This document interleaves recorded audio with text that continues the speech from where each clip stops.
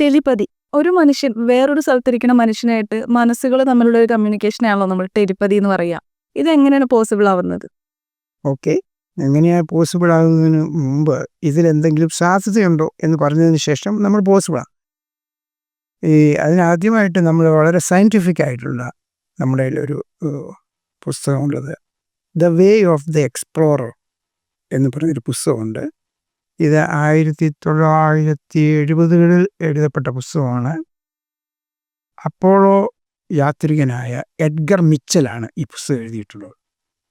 അപ്പോൾ Edgar Mitchell മൂണിലേക്ക് സഞ്ചരിച്ചു. അതായത് എത്രാമത്തെയോ 12ാമത്തെയോ മറ്റേ മൂണിൽ നടന്ന ഒരു ആളാണ്.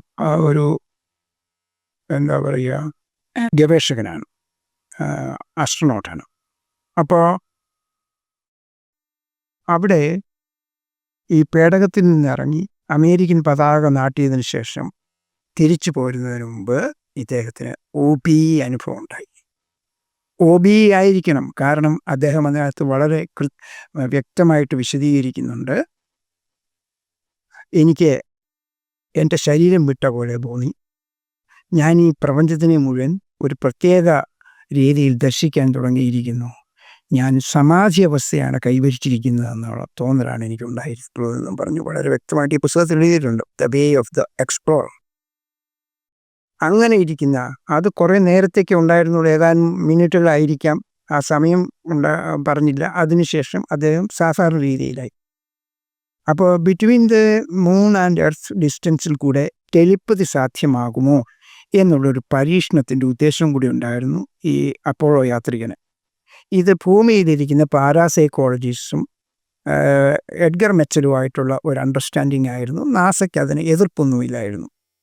അങ്ങനെ അവിടുന്ന് ഇങ്ങോട്ട് വന്നപ്പോഴും ഇവിടുന്ന് അങ്ങോട്ട് പോയപ്പോഴും 200 പരീക്ഷണങ്ങൾ നടത്തി. ഈ പരീക്ഷണത്തിന് ഒരു സ്റ്റാൻഡേർഡ് പ്രൊസീജിയറുണ്ട്. ജോസഫ് റൈൻ എന്ന് പറയുന്ന പാരാസൈക്കോളജിസ്റ്റ് ചിട്ടപ്പെടുത്തിയിട്ടുള്ള പരീക്ഷണങ്ങളാണിത്. ഒരു സ്ക്വയർ, ഒരു ട്രയാങ്കിൾ, ഒരു വേവി ലൈൻ, ഒരു സ്റ്റാർ, ഇങ്ങനെയുള്ള 5 സിമ്പലും ഒരു നമ്പരും ഉപയോഗിച്ച് നമ്മൾ ധ്യാനത്തിൽ കയറുക. ഏതാണ്ട് 15 സെക്കൻഡോ 20 സെക്കൻഡോ നേരെ ഉള്ളൂ ഒരു സിമ്പൽ. 5 സിമ്പിൾ ഉപയോഗിക്കില്ല, ഒരേ സമയം 2 or 3 സിമ്പിളായിരിക്കും. എന്നിട്ട് അതിൻ്റെ കോമ്പിനേഷൻസ് ആണ്. ഇപ്പോൾ ഈ 5 സിമ്പിൾ എടുത്തു കഴിഞ്ഞാൽ 5 ഫാക്ടോറിയൽ എന്ന് പറയും. 1 ഗുണം 2 ഗുണം 3 ഗുണം 4 ഗുണം 5. പിന്നെ ഒരു 3 നമ്പരും കൂടി എടുത്തു കഴിഞ്ഞാൽ അതിൻ്റെ 3 ഫാക്ടോറിയൽ, 1 ഗുണം 2 ഗുണം 3 ഇത് തമ്മിൽ. അപ്പോൾ അതിനകത്ത് ഒരു 10,000 പരീക്ഷണങ്ങൾ നടത്താനായിട്ടുള്ള സ്കോപ്പുണ്ട്. പക്ഷേ ഇവർ 200 പരീക്ഷണങ്ങൾ നടത്തിയുള്ളൂ. ഈ 200 പരീക്ഷണം ഒരു പ്രത്യേക കോമ്പിനേഷൻ ഓഫ് സിമ്പിൾ എടുത്തിട്ട് അത് ഭൂമിയിലിരിക്കുന്ന സുഹൃത്തുക്കളായ സൈക്കിക്സിന് അത് പ്രക്ഷേപണം ചെയ്യുകയാണ് മനസ്സുകൊണ്ട്. എന്നിട്ട് അതിലെത്ര എണ്ണം ഇവർക്ക്, എന്നിട്ട് അത് ഡയറിയിൽ എഴുതി വെച്ചു.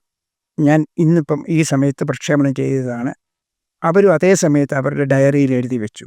ഇപ്പം ഉദാഹരണത്തിന് അനുഭവം അവിടെ വേറെടുത്തിരിക്കുന്നു, ഞാനൊരു കാര്യം ചിന്തിച്ചിട്ട് അനുഭവയിലേക്ക് പ്രക്ഷേപണം ചെയ്യുകയാണ്. അനുഭവം അതേ സമയത്ത് തന്നെ ഡയറിയിൽ കിട്ടിയ ഇൻഫർമേഷൻ, നമ്മുടെ മനസ്സിൽ കിട്ടിയ ആ ഇമേജ് എഴുതി വെക്കുന്നു, ഞാനും എഴുതി വെക്കുന്നു. എന്നിട്ട് ഈ 200 ഡേറ്റകൾ കമ്പയർ ചെയ്യൂ. ഈ 200 ഡേറ്റകൾ കമ്പയർ ചെയ്തു. അതിൽ ഭൂരിഭാഗവും സക്സസ്ഫുള്ളായിരുന്നു, കുറച്ച് ഫെയില്യൂറുമായിരുന്നു.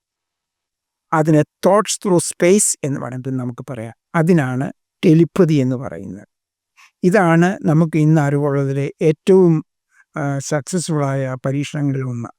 കാരണം ഇത് ഭൂമിയുടെ പ്രധാനങ്ങളും വിട്ട് ഈ ടെലിപ്പതിക് കോൺവെർസേഷൻ അല്ലെങ്കിൽ ടെലിപ്പതിക് തോട്ട് ട്രാൻസ്ഫർ സാധിക്കുമെന്നുള്ളതിന് ഒരു വ്യക്തമായ തെളിവാണ്, ശാസ്ത്രീയ തെളിവാണ് കൊണ്ടുവന്നിരിക്കുന്നത്. അപ്പോൾ ഒന്ന് മനസ്സിലാക്കുക, എഡ്ഗർ മിച്ചൽ വളരെ ക്വാളിഫിക്കേഷൻസ് ഉള്ള ഒരു ആസ്ട്രോനോട്ടാണ്. 3 PhD ഉണ്ട് അദ്ദേഹത്തിന്. ഒരു PhD ഈ പറയുന്ന സ്പേസ് സയൻസിനും, വേറെ 2 PhD ഓണററി PhDയിലും ആയിരുന്നു. അപ്പോൾ അദ്ദേഹത്തിൻ്റെ ക്വാളിഫിക്കേഷൻ്റെയും സത്യസന്ധതയും അങ്ങനെയുള്ള കാര്യങ്ങളിലൊന്നും നമ്മൾ സംശയിക്കേണ്ട ആവശ്യമില്ല. അങ്ങനെ ആ ശാസ്ത്രജ്ഞന് ബോധ്യമായതിൻ്റെ അടിസ്ഥാനത്തിലാണ് ഇൻസ്റ്റിറ്റ്യൂട്ട് ഓഫ് നോയറ്റിക് സ്റ്റഡീസ് എന്ന് പറയുന്ന പ്രസിദ്ധമായ സ്ഥാപനം അമേരിക്കയിൽ സ്ഥാപിക്കപ്പെട്ടത്. ഇതൊരു വലിയ സ്ഥാപനമാണ്. ഡോക്ടർ ഡീൻ റാഡിൻ അതിൻ്റെ ഒരു ഡയറക്ടറാണ്. പാരാനോർമൽ ഗവേഷണത്തിലാണ് ആ സ്ഥാപനം ഏർപ്പെട്ടിരിക്കുന്നത്. നോയറ്റിക് സ്റ്റഡീസ് മീൻസ് ഈ പാരാനോർമൽ എന്നുള്ളതാണ് അർത്ഥം. അത് പ്രിൻസ്റ്റൺ യൂണിവേഴ്സിറ്റിയിലേക്ക് സ്റ്റഡി സെൻ്റർ ഉണ്ട്. ഇത് എഡ്ഗർ മിച്ചൽ തന്നെ സ്ഥാപിച്ച ഒരു സ്ഥാപനമാണ്. ഈ പുസ്തകത്തിൽ യൂറി ഗെല്ലർ കേട്ടിട്ടുണ്ടോ? Yuri Geller Israeli British bone എഴുതിയിരിക്കുന്നത്. അയക്ക് അനിതര സാധാരണമായ കഴിവുകളുണ്ടായിരുന്നു. ആദ്യം ആൾക്കാരൊക്കെ പറഞ്ഞു ഇതൊക്കെ തട്ടിപ്പാണ്, എല്ലാത്തിലും അതുണ്ടല്ലോ. ആദ്യമേ സ്കെപ്റ്റിക് വന്ന് ചാടിയിട്ട്. പക്ഷേ പല കാര്യങ്ങളിലും യൂറി ഗെല്ലറിന് അസാധാരണ കഴിവുകളുണ്ടായിരുന്നു. ഫോർ എക്സാമ്പിൾ, ഈ എഡ്ഗർ മിച്ചലിന് സ്പേസ് വെച്ച് നഷ്ടപ്പെട്ടു പോയ ഒരു കോളർ ബട്ടൺ, ഒരു ഷർട്ടിൻ്റെ ബട്ടൺ, അത് ഈ യൂറി ഗെല്ലർ എടുത്തു കൊടുത്തു. യൂറി ഗെല്ലർ വിചാരിച്ചു കഴിഞ്ഞാൽ അങ്ങ് എവിടെയോ ഒളിച്ചു കിടക്കുന്ന സാധനം എടുത്ത് കൊടുക്കാനൊക്കും. ആർക്ക്? ഈ പറയുന്ന അന്വേഷികൾക്ക്. അതെ, അങ്ങനെ 2 സംഭവങ്ങൾ ആ പുസ്തകത്തിൽ വിവരിക്കുന്നുണ്ട് യൂറിയ. അതുപോലെ യൂറി ഗെല്ലറിന് ഉണ്ടായിരുന്ന വലിയൊരു കഴിവാണ് ഏതെങ്കിലും സ്പൂണ്, സ്റ്റീൽ, മെറ്റലായിട്ടുള്ള സാധനം നോക്കി അത് ബെൻഡ് ചെയ്യും. ടച്ച് ചെയ്ത് കഴിഞ്ഞാൽ ഇരുമ്പ് കമ്പി പോലും ബെൻഡ് ചെയ്യും. അങ്ങനെയുള്ള അനിതര സാധാരണമായ ശക്തി കഴിവുള്ള ഒരാളായിരുന്നു യൂറി ഗെല്ലർ. അപ്പോൾ അതിനെക്കുറിച്ച് ഈ പുസ്തകത്തിൽ പറയുന്നുണ്ട്. അത് സന്ദർഭവശാൽ ഞാൻ പറഞ്ഞു എന്നുള്ളതേ ഉള്ളൂ. പിന്നെ ഷെർമാൻ എഴുതിയ ഒരു പുസ്തകമാണ് തോട്ട്സ് ത്രൂ സ്പേസ്. ഈ ഷെർമാൻ ഒരു ജേർണലിസ്റ്റായിരുന്നു. പക്ഷെ പിന്നീട് അദ്ദേഹം പാരാസൈക്കോളജി ഗവേഷണത്തിലേക്ക് മാറി. അദ്ദേഹം എഴുതിയ വേറൊരു പുസ്തകമാണ് ദ ഡെഡ് ആർ എലൈവ്. 1981 എഴുതിയാണ്. തോട്ട്സ് ത്രൂ സ്പേസ് അതിനുശേഷം എഴുതിയതാണ്. അത് എന്നാണെന്ന് ചോദിച്ചു കഴിഞ്ഞാൽ ഈ ധ്രുവ പ്രദേശത്തിൽ ഗവേഷണം ചെയ്യുന്ന മറ്റൊരു ശാസ്ത്രജ്ഞനുമായിട്ട് ന്യൂയോർക്കിൽ ഇരുന്നുകൊണ്ടുള്ള സംവേദനങ്ങളാണ്. അപ്പോൾ ആ ശാസ്ത്രജ്ഞരുടെ കൂട്ടർ, ആ ഗവേഷകർ, ആ പര്യവേഷകർ അവിടെ എവിടെയോ നഷ്ടപ്പെട്ടു പോയ ഒരു എയർക്രാഫ്റ്റിൻ്റെ അന്വേഷണത്തിന് വേണ്ടി പോയതാണ്. അത് കുറേ ആൾക്കാരും പെട്ടിട്ടുണ്ടായിരുന്നു. അപ്പം വളരെ വൈകാരികമായ ഒരു സ്ഥിതിവിശേഷത്തിലായിരുന്നു അവർ നിന്നിരുന്നത്. ഓരോ ദിവസവും ഈ പറയുന്ന അവരുടെ വൈകാരികാവസ്ഥ ഇദ്ദേഹത്തിന് ടെലിപ്പതി വഴി അയച്ചു കൊടുക്കുമായിരുന്നു. എന്നിട്ട് ഇവിടെ ഒരു ഡയറിയിൽ ഇത് എഴുതി വെക്കുമായിരുന്നു. അങ്ങനെ അനേകം തോട്ട് ട്രാൻസ്ഫർ നടത്തിയതിൻ്റെ രേഖ ഷെർമാൻ സൂക്ഷിച്ചു വെച്ചു. എന്തോ എഴുതി വെച്ചില്ലെങ്കിൽ ഇവര് തന്നെ മറന്നു പോകും പിന്നീട്. അല്ല, എഴുതി വെച്ചാൽ അത് രേഖയായിട്ട് മാറും. കാരണം ഇത് മൂന്നാമതൊരു വ്യക്തിയാണ്, ഇൻഡിപെൻഡൻ്റ് ആയിട്ടുള്ള വ്യക്തിയാണ് ഇതിൻ്റെ യാഥാർത്ഥ്യം പരിശോധിക്കുന്നത്. അപ്പോൾ അങ്ങനെയുള്ള ഇതൊരു പരീക്ഷണമല്ലേ. അപ്പോൾ പരീക്ഷണം എവിടെ വെച്ച് ഏത് സമയത്ത് എപ്പോഴാണെന്നുള്ളതിൻ്റെ രേഖ വേണം നമുക്ക്. അത് അങ്ങനെ ഒരു ഒബ്ജക്റ്റീവ് എവിഡൻസ് നമുക്ക് കൊടുക്കാനൊക്കെ ഉള്ളൂ. അപ്പോൾ ഈ പരീക്ഷണത്തിൽ അവർ ഈ പറഞ്ഞ സ്റ്റാറ്റിസ്റ്റിക്കൽ കോയിൻസിഡൻസ് മാറ്റി നിർത്തി കഴിഞ്ഞാൽ അനേകം ചിന്തകൾ ഇങ്ങോട്ട് ട്രാൻസ്ഫർ ചെയ്തപ്പെട്ടു എന്ന് അവർക്ക് മനസ്സിലായി. പിന്നെ വേറൊരു കാര്യം അവർ കണ്ടുപിടിച്ചത്, ഏറ്റവും കൂടുതൽ വൈകാരികാവസ്ഥയുള്ള സമയങ്ങളിലാണ് ഇത്തരത്തിലുള്ള തോട്ട് ട്രാൻസ്ഫർ വളരെ ഈസി ആയിട്ട് നടക്കുന്നതെന്നുള്ള മൈൻഡ് ടു മൈൻഡ് കമ്മ്യൂണിക്കേഷൻ. പിന്നെ CIA ഒക്കെ ധാരാളം പരീക്ഷണങ്ങൾ ഇതിനകത്ത് നടത്തിയിട്ടുണ്ട്. അപ്പോൾ അതും വേറൊരു സോഴ്സ് ഓഫ് ഇൻഫർമേഷനാണ് ടെലിപ്പതിയെക്കുറിച്ച് ശാസ്ത്രീയമായിട്ട് പറയുകയാണെങ്കിൽ. ഇനി സ്പിരിച്വലായിട്ട് ഞാനൊരു കാര്യം പറയാം. മഹർഷി അരവിന്ദനെ കുറിച്ച് നമ്മൾ കേട്ട് കാണും. ഇന്നിപ്പോൾ അടുത്ത് അരവില്ല ആശ്രമം അതെ സ്ഥാപിച്ചിട്ടുണ്ട്. വലിയൊരു ജ്ഞാനിയായിരുന്നു, സ്പിരിച്വലിസ്റ്റ് ആയിരുന്നു, മഹർഷിയായി. അപ്പോൾ അദ്ദേഹത്തിനെ സെഡിഷൻ, രാജ്യദ്രോഹ കുറ്റത്തിന് ബ്രിട്ടീഷ് ഗവൺമെൻറ് തടവിലാക്കി ട്രയൽ ചെയ്തപ്പോൾ മഹർഷി അരവിന്ദു എന്ത് ചെയ്തു കഴിഞ്ഞാൽ അദ്ദേഹം മെഡിറ്റേഷനിലേക്ക് പ്രവേശിച്ചു കഴിഞ്ഞപ്പോഴത്തേക്കും ജഡ്ജിക്ക് വേറെ ഒന്നും പറയാനില്ല, ചോദിക്കാതെ. കാരണം ഈ ചാർജസ് ഇദ്ദേഹത്തിൻ്റെ പുറത്തേക്ക് കൊണ്ടുവന്നിരിക്കുകയാണ്. പിന്നെ ഇദ്ദേഹത്തിനെ റെപ്രസെൻ്റ് ചെയ്യുന്ന വക്കീലുണ്ടായിരുന്നു, എനിക്കറിയില്ല. പുള്ളിയൊന്നും ഇല്ലാതെ ഞാൻ സമാധി അവസ്ഥയിൽ ഇരിക്കുകയായിരുന്നു. ആ സമയത്ത് വിവേകാനന്ദൻ അരബിന്ദുവായിട്ട് സംസാരിച്ചിട്ടുള്ള കാര്യം അരബിന്ദു തന്നെ രേഖപ്പെടുത്തിയിട്ടുണ്ട്. അത് മുഴുവൻ ആത്മീയമായ കാര്യങ്ങളായിരുന്നു. ഈ പറയുന്ന ട്രയഡുമായിട്ടുള്ള ഒരു കാര്യങ്ങളും സംസാരിച്ചിട്ടില്ലായിരുന്നു. അത് വേറൊരു എവിഡൻസായിട്ട് നമുക്ക് പറയാൻ പറ്റില്ല, വേറൊരു ഉദാഹരണമാണ്. അപ്പോൾ ടെലിപ്പതി യാഥാർത്ഥ്യമാണ്. പിന്നെ ബെൻറ്റാം എന്ന് പറയുന്ന ഒരു നാസയുമായിട്ട് ബന്ധപ്പെട്ട ഒരു വലിയ ഗവേഷകൻ ഉണ്ടായിരുന്നു.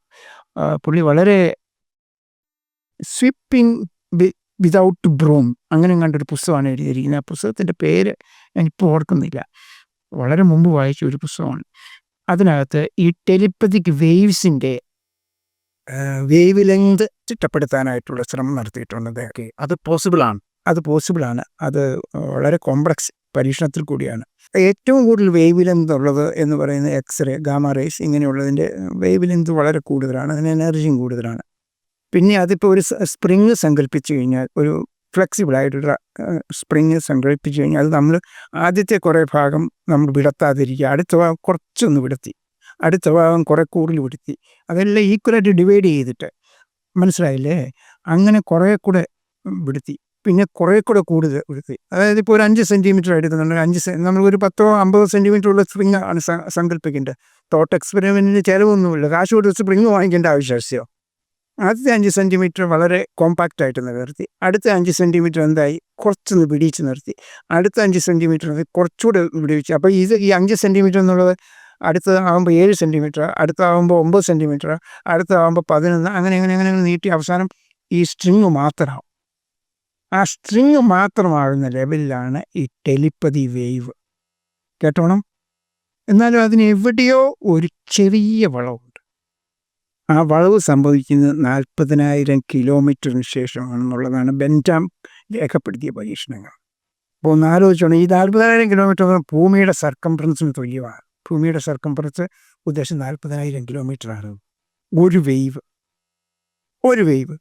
അപ്പോൾ നമുക്ക് മൂണിലൊക്കെ നടത്തിയുള്ള പരീക്ഷണം എന്ന് പറയുന്നത് അതിനെ ഒരു 7 കൊണ്ട് ഗുണിച്ചാൽ 2,80,000 കിട്ടുന്നുണ്ട് ദശയില്ലേ. അപ്പോൾ അത്രയും കാര്യങ്ങൾ എനിക്ക് ടെലിപ്പതിയെക്കുറിച്ച് പറയാൻ ഒക്കും.